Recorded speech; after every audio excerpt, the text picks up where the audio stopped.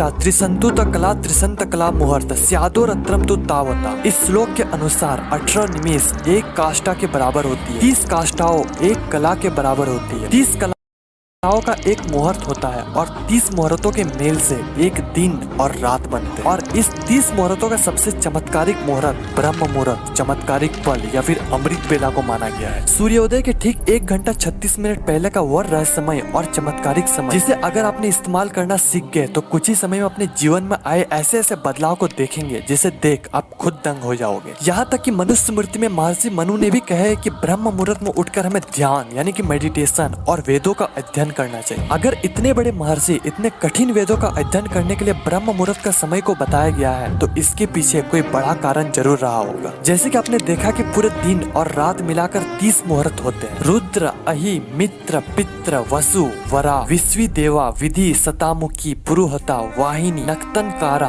वरुण, आर्यमन, भागिरिसा, आजपद, अहिर्बुधिन्य, पुष्य, अश्विनी, यम, अग्नि, विधात्री, कंठ, अदिति, जीव, विष्णु, द्युमक, द्युति, ब्रह्म और समुद्र। और सभी मुहूर्त 48 मिनट तक चलती है। सूर्योदय के ठीक पहले 2 मुहूर्त होती है, ब्रह्म मुहूर्त, उसके बाद समुद्र मुहूर्त। आज की इस वीडियो में हम इस 2 मुहूर्तों के बारे में बात करें। सबसे पहले बात करते हैं ब्रह्म मुहूर्त के बारे में।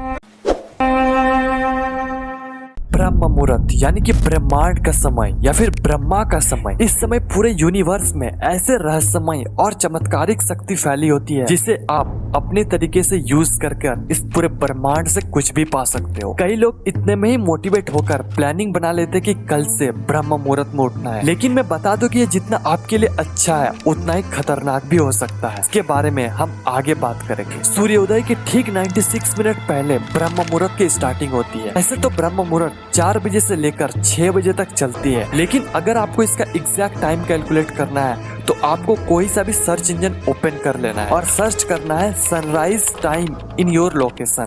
फॉर एन एग्जाम्पल मैं सर्च करता हूँ सनराइज टाइम इन गुवाहाटी। ये हो गया सनराइज का टाइम। इससे आपको 96 मिनट सब्ट्रैक्ट कर देना है तो जो टाइम आएगा वही ब्रह्म मुहूर्त के स्टार्टिंग का टाइम है। और ये टाइम से लेकर अगले 48 मिनट तक ब्रह्म मुहूर्त का ही समय होता है। ये तो हो गया ब्रह्म मुहूर्त की कब स्टार्टिंग और एंडिंग होती है। अब हम जानते हैं कि ऐसा कौन सा चीज है जो 30 मुहूर्तों में से ब्रह्म मुहूर्त को इतना शक्तिशाली बनाती है। Number 1, powerful energy. हमारे बॉडी में टोटल 72,000 नाड़ियां होती है और शिव सभ्यता में ये नंबर बढ़कर 3.5 लाख नाड़ियों की बात होती है। पर इसमें से सबसे इम्पोर्टेंट नाड़ी है इड़ा, पिंगला और सुषुम्ना नाड़ी। और एक सामान्य मनुष्य में सिर्फ इड़ा नाड़ी और पिंगला नाड़ी ही एक्टिवेट होती है। सबसे पहले आप अपना उंगली लेकर अपने नाक के नीचे रखें और देखें कि किस नॉस्ट्रिल से आप सांस ज्यादा छोड़ रहे हैं। 99% से भी ज्यादा लोग अपने किसी एक नॉस्ट्रिल से सांस ज्यादा छोड़ रहे हैं, या तो लेफ्ट या तो राइट। बहुत कम टाइम ऐसा होता है जिसमें आपका दोनों नॉस्ट्रिल एक्टिवेट होते हैं, लेकिन ब्रह्म मुहूर्त के दौरान आपके दोनों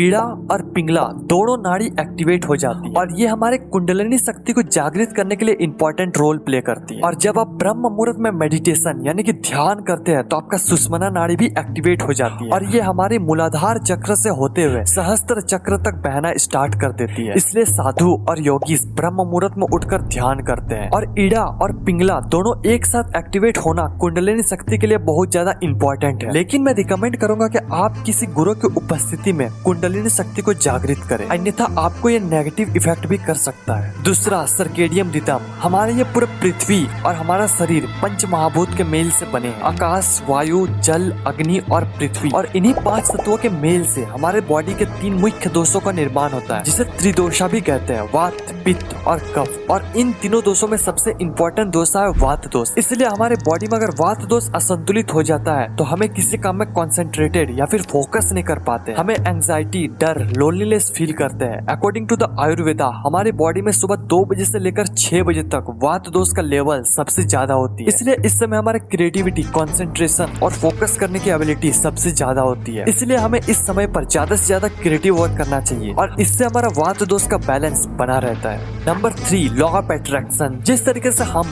और हमारा ब्रेन एक दूसरे से इंटरकनेक्टेड है, उसी तरह से हम और हमारे ब्रह्मांड एक दूसरे से जुड़े हुए हैं। अगर आप प्रकृति के नियम के अकॉर्डिंग चलोगे तो ये ब्रह्मांड आपको वो हर एक चीज देगी जो आप चाहोगे। अगर आप ब्रह्म मुहूर्त के समय अपने कोई भी थॉट या फिर विचार ब्रह्मांड को दोगे तो ये ब्रह्मांड उस थॉट को रियल लाइफ में मैनिफेस्ट करने में उतना ही कम समय ले। आप ही सोचोगे अगर आपको पॉइंट ए से पॉइंट बी तक जाना है जिसमें बहुत ज्यादा ट्रैफिक है, आप पहुंचोगे तो जरूर पर बहुत लेट से। वहीं अगर आपको पॉइंट सी से पॉइंट डी तक जाना है जिसमें कम ट्रैफिक है तो आप बहुत जल्दी पहुंच जाओगे। ठीक इसी तरह ब्रह्म मुहूर्त के समय सब लोग सोए हुए होते हैं और इस समय ब्रह्मांड में ना के बराबर विचार होती है। अगर आप ब्रह्म मुहूर्त में उठकर अपना कोई भी थॉट या फिर विचार इस ब्रह्मांड तक पहुंचाओगे तो ये ब्रह्मांड आपको रियल लाइफ में उस थॉट को उतने ही जल्दी लाएगी। इसके अलावा भी बहुत सारे ऐसे चीज है जो इस 48 मिनट के मुहूर्त को और ज्यादा पावरफुल बनाती है, जैसे कि कॉस्मिक एनर्जी यानी कि विश्व शक्ति। क्या आपको पता है कि हमारी रातें 4 कालों में डिवाइड होती है? फॉर एन एग्जाम्पल, अगर सूर्यास्त 6 बजे होती है तो 6 से 9 रुद्र काल, इस समय हमें कभी भी सोना नहीं चाहिए। 9 से 12 राक्षस काल, इस समय हमें कभी भी जगे हुए नहीं रहना चाहिए। 12 से 3 गंधर्व काल, जब हमें सबसे गहरी नींद में होते हैं। 3 से 6 मनोहर काल, जिस समय हमें हर हालत में बिस्तर छोड़ देना चाहिए, क्योंकि मनोहर काल के दौरान इस ब्रह्मांड में सबसे ज्यादा कॉस्मिक एनर्जी यानी कि विश्व शक्ति होती है और ये वही एनर्जी है जो इस ब्रह्मांड को सुचारू रूप से चलने में मदद करती है। लेकिन जब हम सोए हुए होते हैं तब हमारे बॉडी में बहुत कम मात्रा में कॉस्मिक एनर्जी इंटर कर पाती है। वहीं अगर हम उठकर मेडिटेशन करते हैं तो हमारे ये ब्रह्मांड बहुत अधिक मात्रा में हमें ये एनर्जी देती है, जिससे आपको कुछ ही दिनों में महसूस होने लगेगा कि आपका कंसंट्रेशन, फोकस करने की एबिलिटी एकदम पीक में हो। अब इतने सारे चीजों के बाद इसके फायदे बोलने का कोई जरूरत नहीं है, लेकिन अगर फिर भी चाहते हो कि ब्रह्म मुहूर्त में उठने के क्या क्या फायदे हैं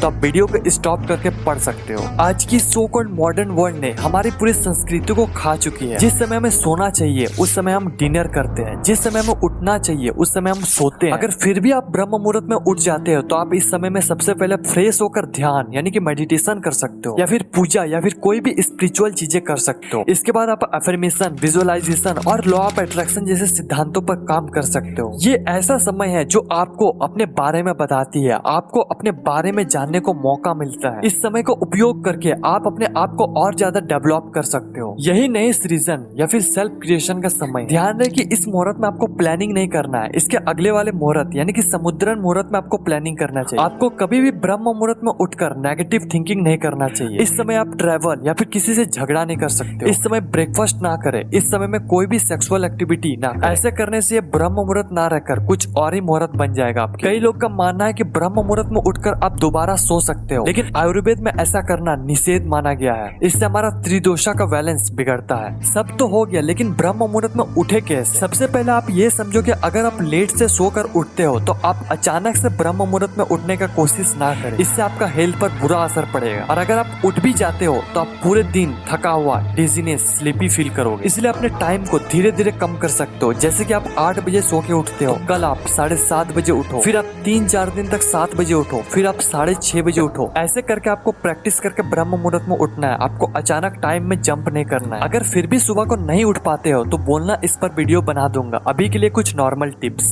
सबसे पहले जब आप सोने जाते हो तो आपने एक चीज नोटिस किया होगा कि जब आप सोते हो तो आपके ब्रेन में कुछ ना कुछ इमेजेस चलती रहती है। आप कहाँ गए थे, आप क्या किए पूरे दिन में, ये चलती रहती है और आपके ब्रेन में कुछ बड़बड़ करती रहती है। किससे बात करता पता नहीं, पर आपका ब्रेन हमेशा बोलते रहता है। अगर आप इस इंटरनल म्यूजिक यानी कि बड़बड़ाने को बंद कर देते हो तो आप 5 मिनट के अंदर सो जाओगे। दूसरा, डेली आपको 9 से 10 बजे के बीच सो जाना है। तीसरा, सोने के 2 घंटा पहले डिनर कर लो। चौथा, सारा इलेक्ट्रॉनिक गैजेट्स हटा दो। 5वां, स्क्रीन टाइम को कम करो। 6वां, पूरे दिन में कम से कम चीज कंज्यूम करो। 7वां, सोने के पहले मेडिटेशन करके सो जाओ। आज के लिए बस इतना ही, फिर मिलते हैं अगले वीडियो में। ब्राह्मी मुहूर्तम उत्तिष्ठते स्वास्थ्य रक्षार्थम आयुषा दात्रा सर्वथा संध्यार्थम सर्मेक्ष मधुसूदनम। अर्थात जो लोग भी बीमारियों से मुक्त एक उत्तम स्वस्थ चाहते हैं उसे ब्रह्म मुहूर्त में अवश्य उठना चाहिए। आयुर्वेदा।